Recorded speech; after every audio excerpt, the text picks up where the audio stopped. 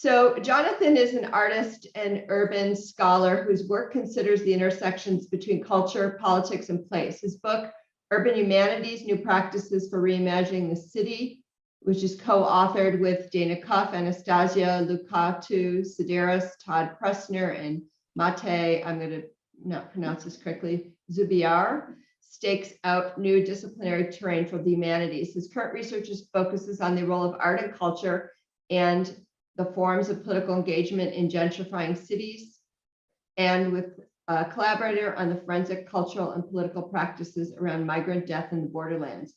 Work with this collaborative art practice has been shown in the Los Angeles Contemporary Archive, the Los Angeles Forum for Architecture and Urban Design, the West Bund Biennial of Arts and Architecture, and the Reykjavik Arts Festival. He was formerly the founding project director and core faculty for the UCLA Urban Humanities Initiative and was a research affiliate with USC's Spatial Analysis Lab, or SLAB, where he worked with Annette Kim on humanizing cartographic representation. So I would like to now turn over our presentation to Jonathan, and I'll stop sharing my screen. Thank you so much, Gina, and thank you everyone for joining us today. Okay, here, let's see if I can figure out how to get my screen up there. Okay, so I have that up, and I'm going to keep the chat box open just in case anything comes through that as well. I'll try to keep tabs on it.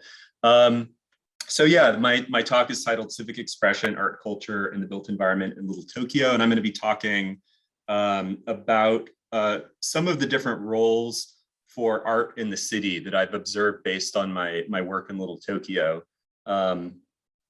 Just to jump into it, you know, I think there's a pretty kind of common dominant narrative around art's role in the city, and you know, we can see this in places like Boyle Heights, another kind of historic immigrant neighborhood in Los Angeles. That's actually just across the LA River from Little Tokyo. And, you know, you see images kind of like this one. Some of these are taken from 2017 and 2018 when there was a very sort of well-publicized kind of local campaign to fight against the incursion of art galleries in the neighborhood. These art galleries were coming from Paris and New York, and you know, were quoted in the LA Times as saying things like, you know, Boyle Heights is great. There's nothing there except for stray dogs on the street, but land is so cheap. We can open up these huge art galleries and, you know, it's super cheap. It's great.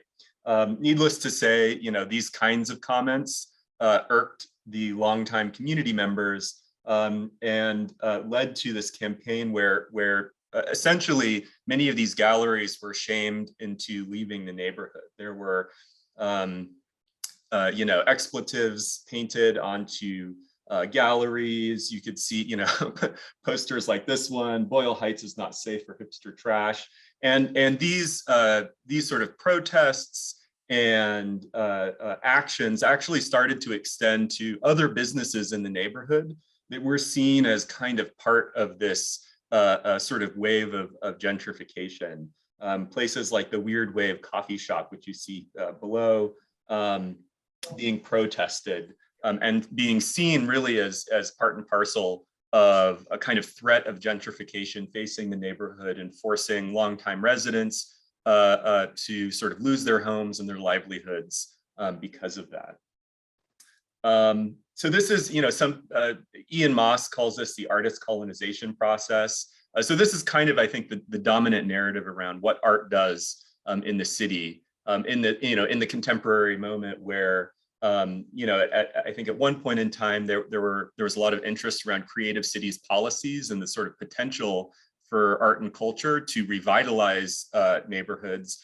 And now I think that's sort of reached a head where people are actually quite nervous about that revitalization getting a little too heated and turning into gentrification, which could, you know, kind of force longtime residents out. So, you know, this dates back to people like Sharon Zukin who have written about this process kind of happening in Soho in New York. But, you know, basically it goes something like this. You know, artists move in, they move into an area that is perhaps sort of overlooked or more affordable, And they start to do their artist things. They open galleries, they open studios, they hold arts events. That draws in a broader audience, which draws in businesses opening up. It brings cultural cachet, and eventually sort of developers get wind of this cool stuff that's happening in this neighborhood that wasn't necessarily on their radar. And then the sort of final stage in the process is that prices go up, people get pushed out, including, in fact, the artists themselves. So the thing that really interested me, I think we could talk about that whole phenomenon at much depth, and provide some qualifications to that narrative. But at the same time, the thing that really interested me in Little Tokyo was the fact that here was another historic immigrant neighborhood just across the LA River, less than a mile away from Boyle Heights, and also facing very similar pressures of gentrification. Little Tokyo is nestled between the historic core of LA and the long kind of gentrified arts district, and is also just north of Skid Row. So kind of a crucible of different kind of urban pressures on this relatively small neighborhood. It's only about 5 square blocks. And here in Little Tokyo, the community members were actually banding together to create a coalition that would explicitly use art as a strategy for fighting against gentrification. And so that was sort of the kind of spark for the project. I wanted to know what was going on here. What was the role of art and culture in this neighborhood? And how could that expand our understanding of its potential role in other places, or for other communities who might want to use it as a tool in their own fights against kind of unwanted urban change. So here we have, to the left, you can see a program initiated by a local organization called Sustainable Little Tokyo. And this initiative did this project called Windows of Little Tokyo, where they commissioned a range of artists to develop large-scale 2D graphics that would go up in historic and legacy businesses in the neighborhood that would reflect on the past, present, and future of the community, with particular attention to kind of questions of urban change.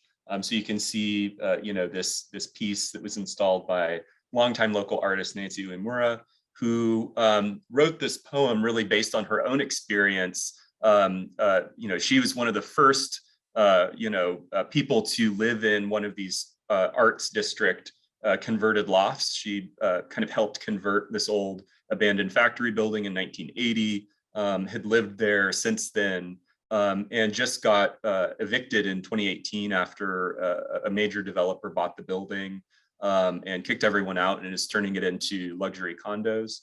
And to the right, this is another project that they initiated called Takachizu, which roughly translates to treasure map.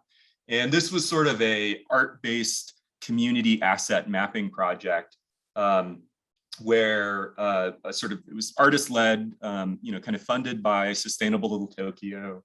And it brought in community members who brought their own kind of treasures from their homes, from their memories of Little Tokyo, to kind of archive and document these, and to really create a record that pointed toward the long history of culture and community in Little Tokyo. So one of the kind of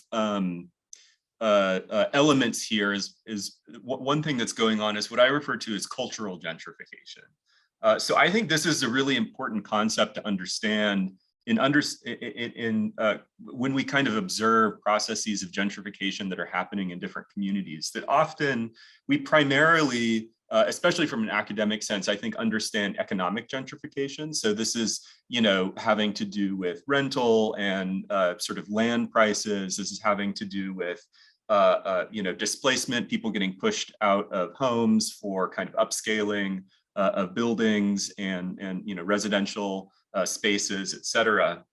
But I think it's equally important to actually consider the process of cultural gentrification, which is a little sort of less easily captured in some of the price and kind of quantitative data that we might use in an academic setting. But in fact, I would argue that cultural gentrification is actually kind of one of the elements that spark some of the most heated and deeply felt kind of fears around gentrification for communities. And these are changes to a place's aesthetics which threaten existing inhabitants' sense of belonging. So, you might have a community member who lives in a neighborhood, has lived there for decades. Maybe they own their home. They're not at risk of being pushed out, but at the same time, they see their community around them changing. They see all their, kind of long time kind of cultural haunts, legacy businesses, restaurants start to disappear. They see different kinds of people kind of occupying space in the community, and their own sense of belonging and kind of ownership over the community is threatened, which I think really is one of the key aspects that drives this sort of visceral reaction to urban change that we see in places like Boyle Heights, where people are really protesting against gentrification. I would note in that case, many of these art galleries actually weren't displacing anyone. They were moving into commercial spaces that were either, kind of open spaces or whatnot. And people weren't necessarily being pushed out of their homes explicitly because of the incursion of those art galleries. But I think it really did have a powerful impact on this sort of cultural and symbolic level. So if we, just returning back to Boyle Heights, there actually is a long history of arts and culture that stems out of this historic community. It's one of the birthplaces of the Chicano arts movement from the 1970s, which was sort of intertwined with the political movements of the 60s and 70s. Things like the National Chicano Moratorium, the key march that kind of symbolized that movement occurring in East LA in 1970. And then to the right, this isn't a protest per se, but it's actually an arts event that was initiated by the historic sort of Latinx arts organization, Self-Help Graphics and Art, which is based in Boyle Heights. I mean, this is happening in 1973. So you can see kind of similar kind of aesthetic qualities within each of these that I think are more embedded within that sense of identity in the community, and which those sort of new art galleries were really threatening. So that this sort of aesthetic we can see, across time since the 70s. This is Judy Baca's Great Wall of Los Angeles, not necessarily in Boyle Heights, but kind of stemming from the same set of artistic practices around kind of identity, culture, and collaboration. This was a project that was produced over many, many years with engagement and participation from a number of artists, including a lot of high school students who participated in painting it. A more recent project might be Harry Gamboa's Chicano Male Unbonded project, where he has interacted with a number of Chicano men over many years to interview them, talk with them, and photograph them. And I think these projects really get at this particular aesthetics that's operating and is endemic to this neighborhood. It really has to do with sort of collaboration, shared engagement, interrogation of a community identity. And if we look at the kinds of artistic practices that were entering the community that were ultimately protested against, they really reflect a very different kind of aesthetics. I would describe this as a sort of modernist aesthetics based on a kind of artistic ideal of the autonomous art object, and a kind of individually based kind of solo studio art practice. You have your artist who is sort of part of the global art world. They're creating work that engages with discourses and debates in the arts, from their own perspective and their own solo kind of studio practice. And then it's exhibited in typically a kind of white wall gallery or museum space. So we have people like Laura Soto, who exhibited work at the museum as retail space, or Mars. I mean, even that name kind of hints at some of the implications of these practices, that they're kind of commercially based practices meant to kind of sell art to collectors. the gallerist Robert Stark, wrote about this exhibition as one that was sort of political because of Soto's identity and its kind of abstract and theoretical engagements with, again, these sort of discursive topics around identity in the arts. But really, it operates in a very different way from the other art projects that I've showed. That there isn't this sort of sense of collective or communal engagement in the process of production and experience of this art. It's really meant to operate, again, based on that modernist aesthetic, which involves, kind of singular art object and a singular subject engaging with that object to sort of spark a sense of consciousness raising or realization for viewers of the art object. Similarly, too, we have Laura Owens, who developed work at 356 Mission. For all intents and purposes, very kind of an interesting art practice, socially engaged in theory and in concept. Yet her work, too, was protested upon its exhibition in New York at the Whitney because, again, of this sort of kind of modernist aesthetic incursion into Boyle Heights. And so finally, the thing that really gets, I think, interesting for me is where we see this manifest in a place like Weird Wave Coffee, where you see some of these elements being kind of identified and translated into a commercial coffee space. You have the white wall gallery aesthetic. You have what maybe George Lipsitch has referred to as the white spatial imaginary, a kind of commercial-based model of exchange for users in terms of a kind of single subject entering the coffee shop, buying their coffee, leaving, and that kind of operating as a kind of affront to this community aesthetic based on collective interaction and exchange.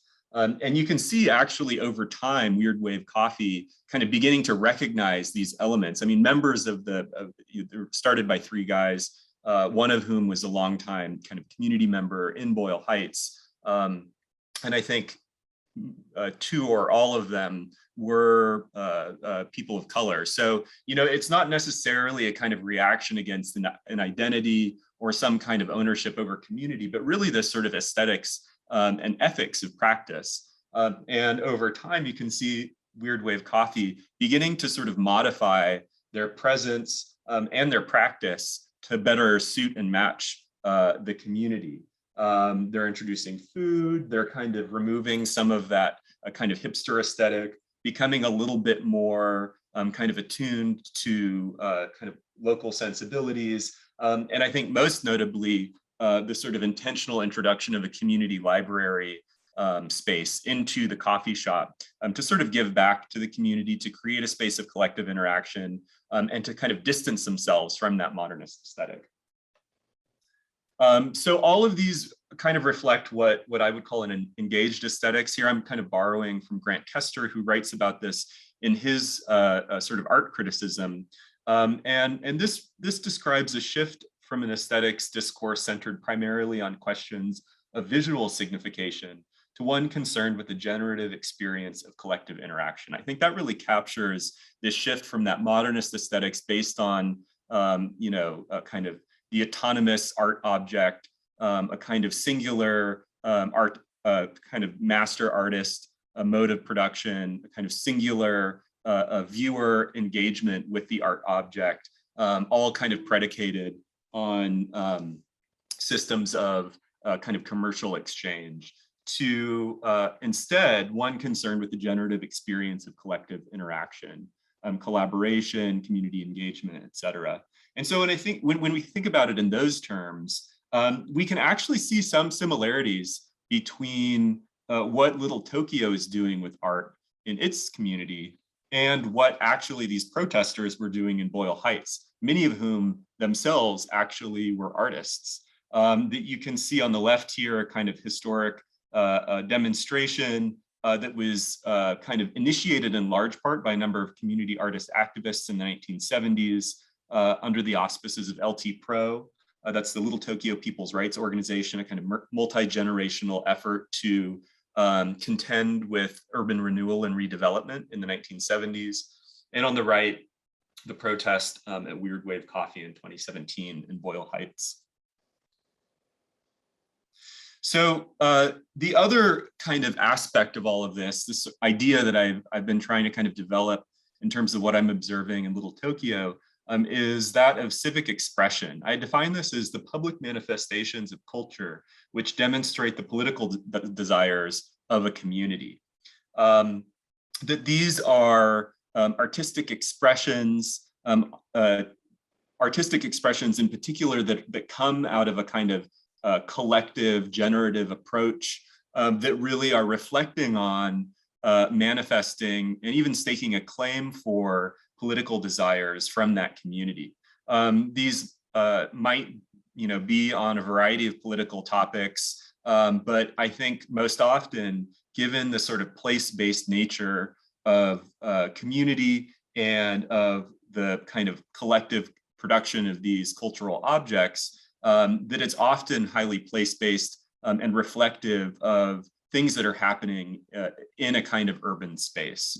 So things like gentrification, like urban redevelopment, or urban development in general. So I identify, through my work, I've identified essentially 4 periods of civic expression in Little Tokyo since its earliest days. And each of these, I kind of periodize them in this way in terms of when they really were kind of dominant and begin to emerge as a kind of set of practices in Little Tokyo. But they really build upon one another over time. And today, I think you can really see all 4 of these happening. And I think each of these periods really demonstrates a different kind of role for civic expression and the arts in relation to urban development and place in cities. I see these as ways in which other communities might use art as a tool to contend with their own kind of challenges to holding on to their place in the city.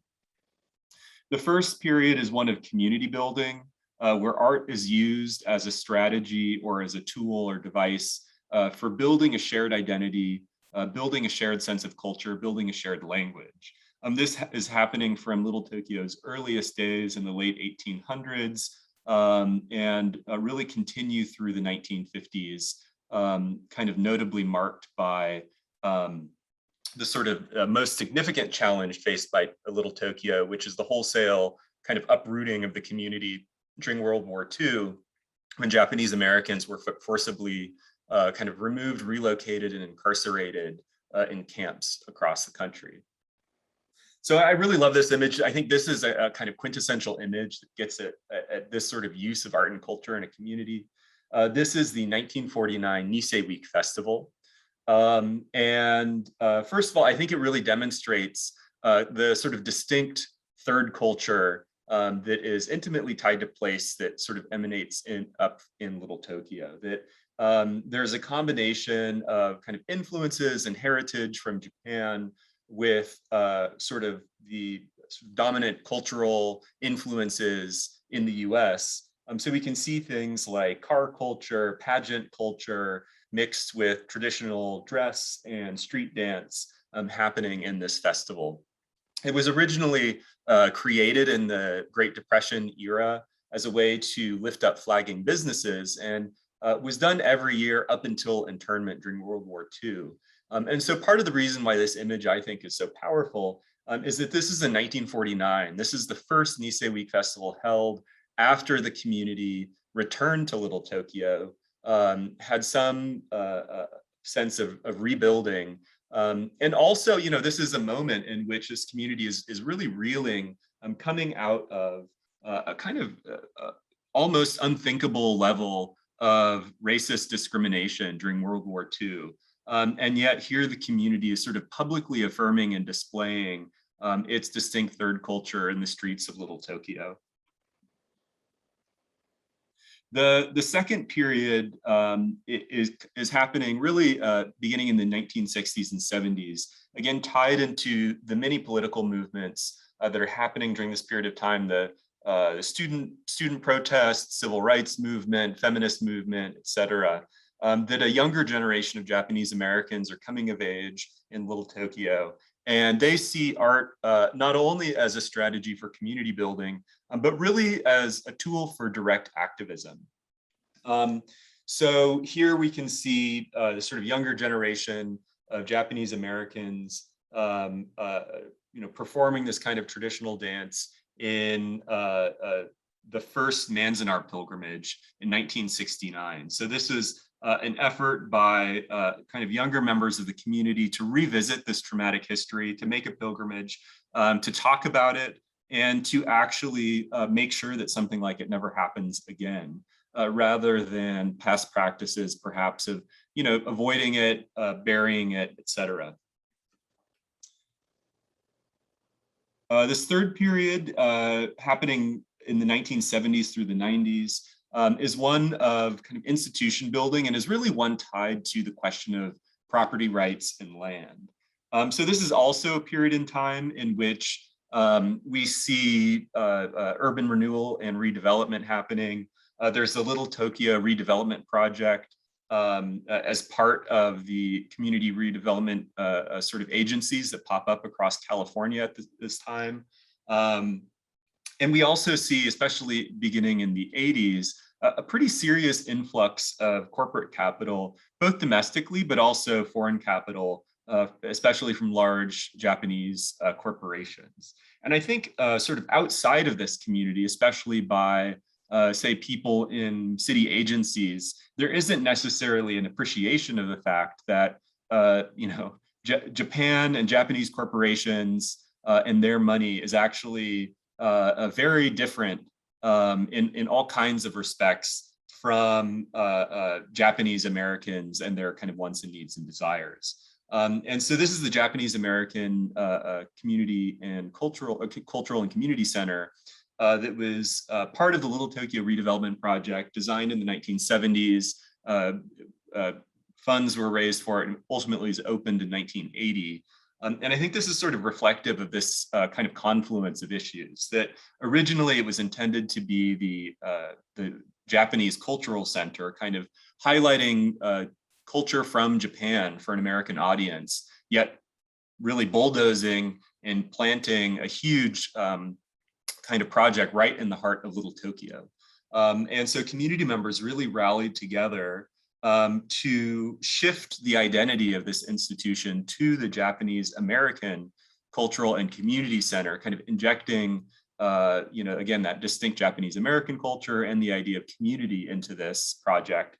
And also, the other kind of key piece of what was going on here with this project and others is that this corporate capital was channeled into these community resources rather than for-profit and projects like retail buildings or residential buildings, so that ultimately the sort of long-term effect of this sort of activism over time to today has been that there's sort of a significant enough percentage of the land in Little Tokyo that's actually held in either public or nonprofit sort of ownership. And that has sort of inured the community from the most, the sort of worst effects of gentrification, that it's sort of taken this land out of the speculative property market and kind of repurposed it for community use. You can see this also happening in the 90s, where Los Angeles was seeing kind of a large scale economic downturn. Property was quite inexpensive in Los Angeles. And around that period of time, actually, a number of Little Tokyo institutions, such as temples and churches that had moved outside of the community, actually recentered themselves in Little Tokyo, kind of contributing to this, this sort of effort. The final period of civic expression that I kind of observe really is that of today. That we see a sort of art-based community organizing and anti-gentrification effort that really has learned from and has stemmed out of these past experiences and histories of art and activism in the community. So again, we see things like Sustainable Little Tokyo, this sort of community coalition, kind of using art intentionally to organize against gentrification. So, another kind of major aspect of this work is asking, how is Little Tokyo held on to place? It's pretty extraordinary that this relatively small, under-resourced immigrant community has held on to its place in the city, especially given that it's sort of at this crucible of gentrification and pressures for redevelopment in the heart of downtown Los Angeles, that it's faced redlining, racial discrimination, seizure of major blocks of its land through eminent domain, the wholesale uprooting of the community during World War II, the influx of corporate capital and gentrification of today, combined with a kind of recent effort by LA Metro, the transit authority, to build, basically they bulldozed yet another kind of central parcel of the precious few blocks of land in Little Tokyo to build its downtown regional connector. And based on my work, there are a few kind of themes that repeatedly popped up in terms of how Little Tokyo is held onto place. And I think that these ideas could be really informative for other communities that might be contending with similar challenges. The first is that there is a really strong communal awareness of history, really based on that memory of internment and loss, that is paired with a practical focus on the future, that this memory is continually retold and relived today, especially to new members of the community who may not even be Japanese American, as a way to really make sure that things like the sort of forced incarceration of communities of people would never happen again. So, this is a kind of image from that period in time where people in Little Tokyo are being rounded up and put on buses literally overnight. This is at the Mary Knoll Catholic Church and sent off into the desert. People more or less lost all their belongings, lost their homes, etc. Today, this is a recent performance that was developed and produced and performed in Little Tokyo called Tales of Clamor, which really was an opportunity for the artists who participated in this, many of whom came out of Little Tokyo and its history, to reflect on that history, to present it to new audiences, to remind people of what had happened, of the kind of community responses that were necessary to really continue engagement with these issues, not to bury them, but really to talk about them. And also to connect them to contemporary issues today, things like Islamophobia, the refugee immigrant sort of crisis happening today, that the community in Little Tokyo really sees clear lines of connection between sort of the experience that it faced in the past with political movements today, and a number of sort of art-based community activist organizations. One, for example, is called Vigilant Love. They've really popped up in Little Tokyo as a way to respond to the kinds of abuses that they observe happening today, that they wouldn't want what happened to them to happen to anyone else either. Sort of another factor has been a really powerful culture of organizing and activism.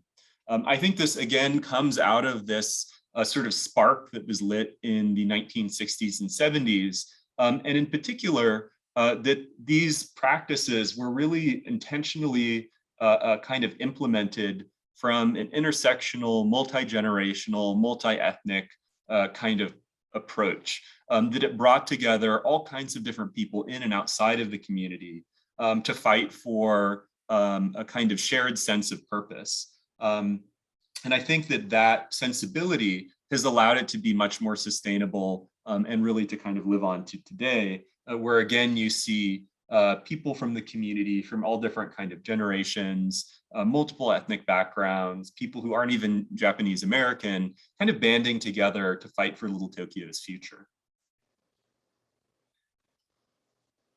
A third factor has been a kind of savvy awareness of property rights. So again, what I had mentioned in terms of the 70s and 80s and 90s, where these kind of corporate capital influxes were actually channeled into community resources and out of the speculative property market. well, we can actually see a kind of different but equally savvy approach to property rights occurring today. This is a community-generated vision plan that was developed by Sustainable Little Tokyo, that community coalition. This was actually their first project from 2013.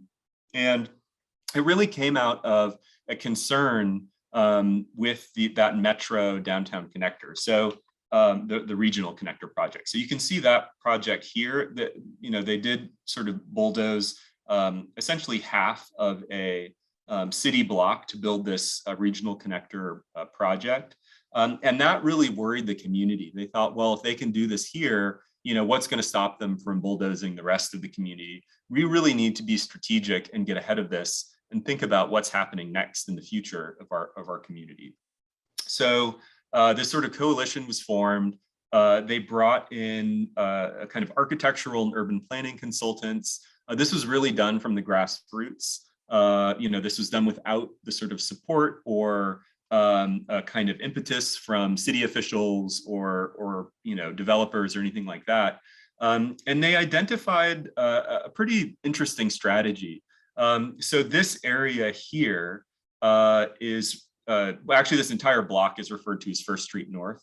So this area here is the historic First Street North block. That was another kind of past campaign where this kind of historic block was designated as a national historic monument as a way to kind of protect it from kind of destruction or change.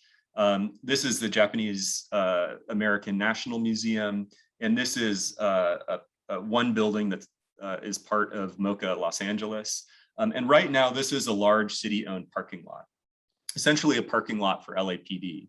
And the community identified that this is a city-owned parcel of land, and because it's publicly owned, even though the community didn't have the financial resources to control what happened, on this block or on other privately owned blocks, they had people power. They could organize, band together, and essentially make their demand to City Hall that they should have a say in the future of this parcel of land because it's publicly owned. And at the end of the day, the City Hall is the one with the authority to determine what happened on this block.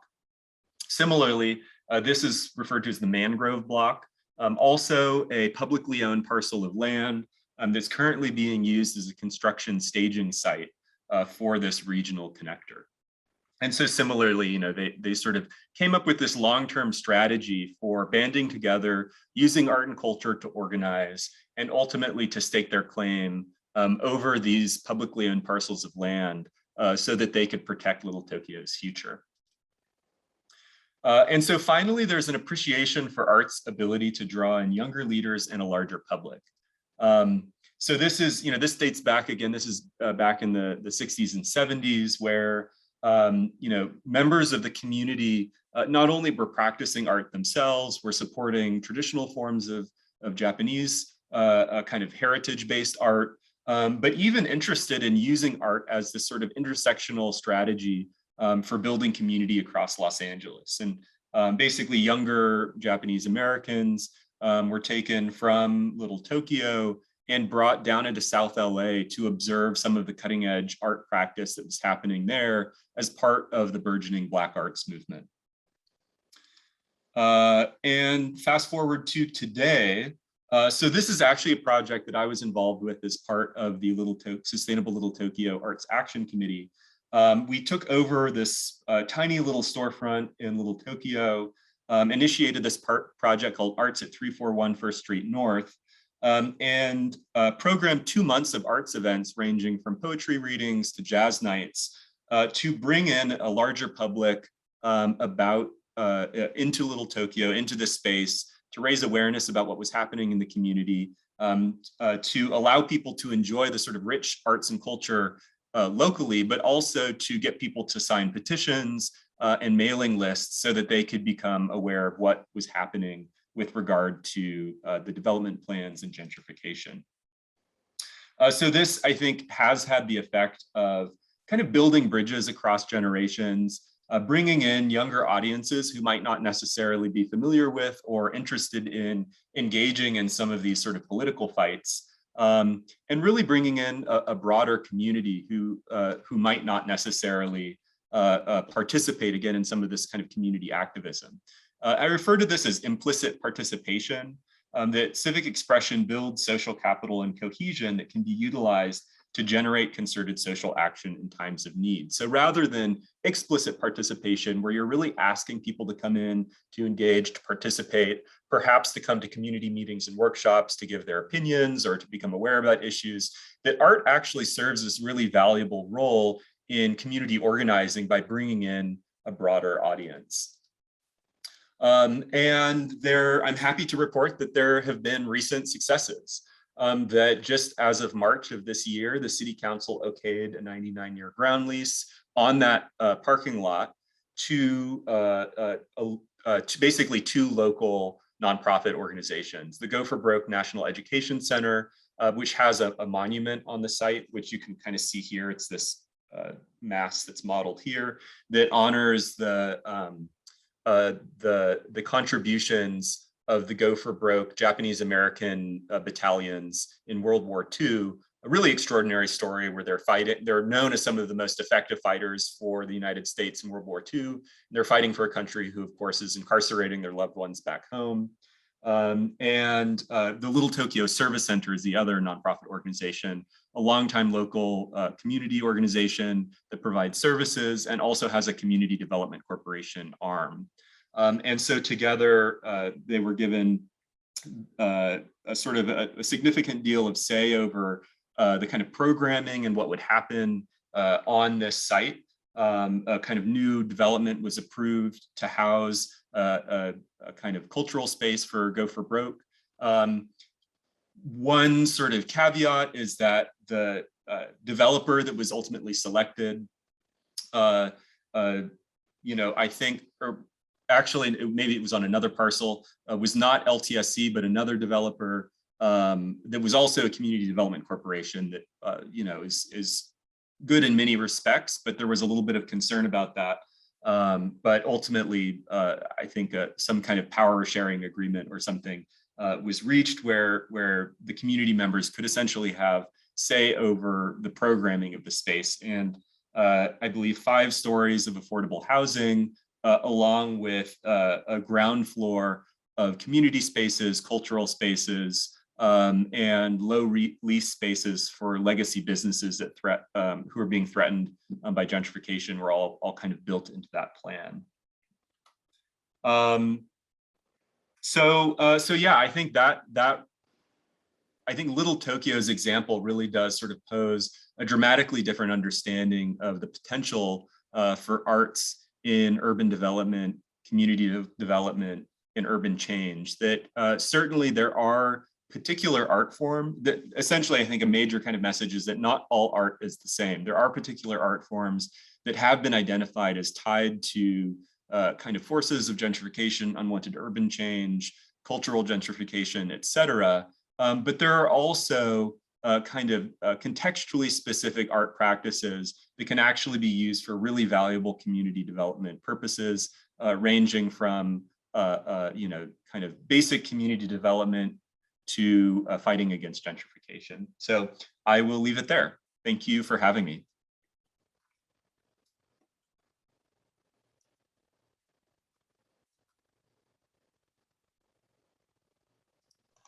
Hi, Jonathan. Thank you very much. That was a really interesting case study of how one community deals with gentrification pressures in a hot real estate market in an urban setting. I want to open it up for questions and comments at this point. You can raise your hand or put your question in the chat.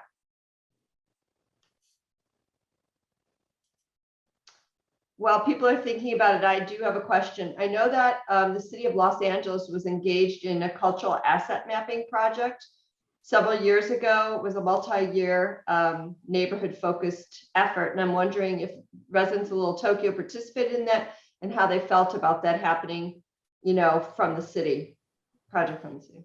Definitely, yeah. So I don't want to paint there to be a totally antagonistic relationship between kind of Little Tokyo and the city. I think there are a lot of, Los Angeles is this kind of extraordinary, huge, sprawling entity that's organized in a relatively decentralized way. And there have been a lot of moments of overlap and collaboration between not only Little Tokyo and the city, but a lot of different kind of community efforts across the city. Even historically, that's actually something that I write about. That was one of the kind of strategies used by Little Tokyo, where they had kind of outside antagonists coming from the community in Little Tokyo, but they also had sort of insiders who were actually working for the Community Redevelopment Authority, who are working in city planning, and actually kind of collaborating to make sure that the community was protected and could kind of maximize its community benefit.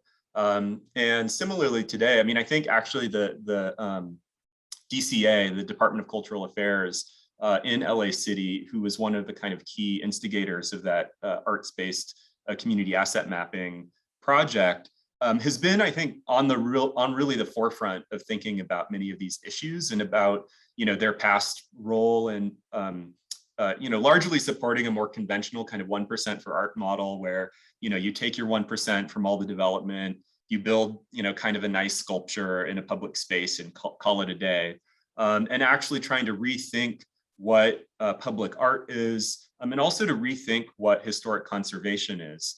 That historically, historic conservation has been sort of encoded into policy, essentially as a kind of building preservation strategy. In the best case, you have sort of educational plaques, and you have a sort of building preserved and renovated and kind of ready for new use in a city.